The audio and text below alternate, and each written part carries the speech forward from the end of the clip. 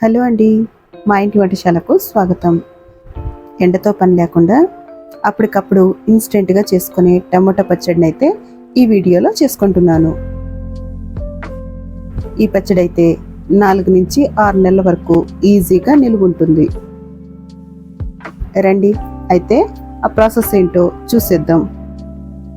నేను ఈ చట్నీని 1 కేజీ టమోటాలతో చేస్తున్నాను.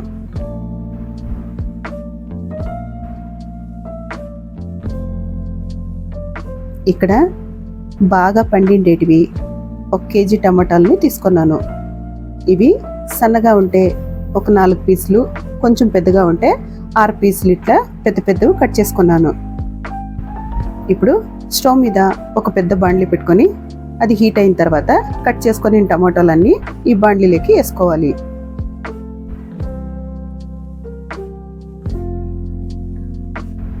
ఇవి ఇట్లా వేసుకున్న తర్వాత ఈ 1 కేజీ టమాటోలకి 100 గ్రాముల చింతపండు అయితే పడుతుంది. నేను ఈ చింతపండుని ఈండ్లు విత్తనాలు లేకోకుండా క్లీన్ చేసుకొని దీంట్లోకి వేసుకుంటున్నాను. ఇవి ఇట్లా వేసుకున్న తర్వాత ఒక మూత పెట్టేసి టమాటోలు కొంచెము కుక్ అయ్యే వరకు మూత పెట్టి కుక్ చేసుకోవాలి. ఇట్లా కొంచెం కుక్ అయిన తర్వాత ఇప్పుడు మూత ఓపెన్ చేసేసి ఇవంతా ఒకసారి బాగా కలిపేసుకొని ఈ టమాటో అంతా బాగా మెత్తగా గుజ్జుగుజ్జుగా అయ్యే వరకు కుక్ చేసుకోవాలి.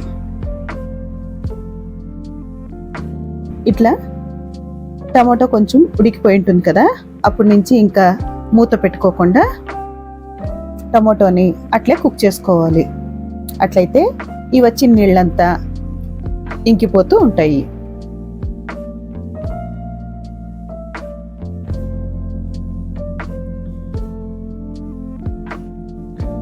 ఇట్లా టమాటో చింతపండు 2 బాగా మెత్తగా కుక్ అయిపోయిన తర్వాత స్టవ్ ఆఫ్ చేసేసి దీన్ని బాగా చల్లగా అయిన తర్వాత మిక్సీ జార్లోకి వేసుకొని గ్రైండ్ చేసుకోవాలి. ఈ మిక్సీ జార్లోకి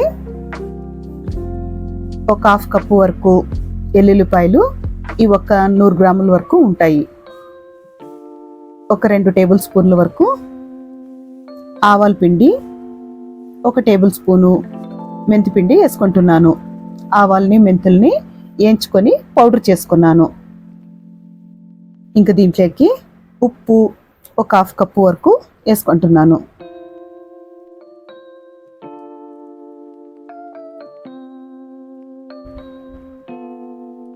కారము 1 కప్పు వరకు వేసుకుంటున్నాను. ఇది కూడా ఒక 100 గ్రాముల వరకు ఉంటుంది. ఇప్పుడు 1 స్పూన్ పసుపు వేసుకొని ఈ చట్నీని బాగా ఫైన్గా గ్రైండ్ చేసుకోవాలి. ఆ ఎల్లిపాయలు వేసింటాం కదా, అవన్నీ బాగా గ్రైండ్ అయ్యే వరకు దీన్ని గ్రైండ్ చేసుకోవాలి. ఇట్లా గ్రైండ్ చేసుకుంటే సరిపోతుంది. ఇప్పుడు ప్యాన్లోకి ఒక 300 నుంచి 400 గ్రాములు ఆయిల్ వేసుకునేసి ఆయిల్ హీట్ అయిన తర్వాత 1 స్పూను ఆవాలు, 1 స్పూన్ జీలకర్ర, 1 స్పూను ఉద్దిబేళ్ళు, 1 స్పూను శనగబేళ్ళు వేసుకుంటున్నాను. ఇప్పుడు దీంట్లోకి ఒక 10 వరకు ఎల్లుల్లిపాయలని దంచుకొని వేసుకుంటున్నాను. ఒక 4 ఎండుమిరపకాయలని తుంచుకొని వేసుకుంటున్నాను. ఒక గుప్పెడు కరివేపాకు వేసుకుంటున్నాను. ఈ తర్వాత అంతా బాగా ఏగిపోయిన తర్వాత గ్రైండ్ చేసుకున్న చట్నీని దీంట్లోకి వేసేసుకోవాలి.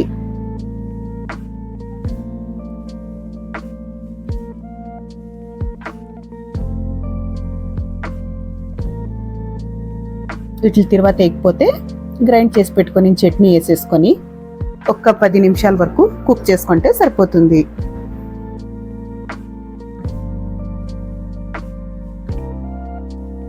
నేను గ్రైండ్ చేసిన చట్నీ అంతా ఈ ప్యాన్లోకి వేసుకున్నానా, అది ఫుల్ అయిపోయింది. అందుకనే ముందుగానే టమాటోలు కుక్ చేసుకొని నేను బాండ్లీ ఉండే కదా, దాంట్లోకి ఇంకా షిఫ్ట్ చేసుకున్నాను అంతా. ఈ బాండ్లీలోకి వేసేసుకున్న తర్వాత ఈ చట్నీ అంతా బాగా ఒకసారి కలిపేసుకుంటే ఆయిల్ అంతా చట్నీలోకి అబ్జర్వ్ అయిపోతుంది. అట్లా అయిపోయిన తర్వాత ఒక 10 నిమిషాలు సిమ్లో పెట్టి నిదానంగా కుక్ చేసుకోవాలి. చూడండి, ఇట్లంతా చట్నీలకి ఆయిల్ అంతా అబ్జర్వ్ అయిపోయింది కదా.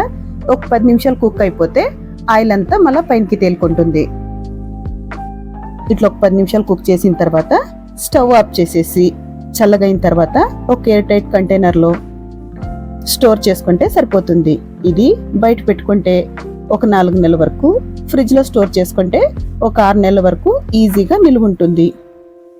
ఈ పచ్చడి అయితే వేడివేడి అన్నంలోకి కొంచెం నెయ్యి వేసుకొని కలుపుకొని తిన్నా బాగుంటుంది, లేదా పెరుగన్నము అట్లా సైడ్ డిష్గా నంచుకున్నా బాగుంటుంది. ఈ వీడియో మీకు నచ్చితే లైక్ చేయండి, షేర్ చేయండి, సబ్స్క్రైబ్ చేసుకోండి. మరో వీడియోతో మళ్ళీ కలుద్దాం. ఉంటానండి.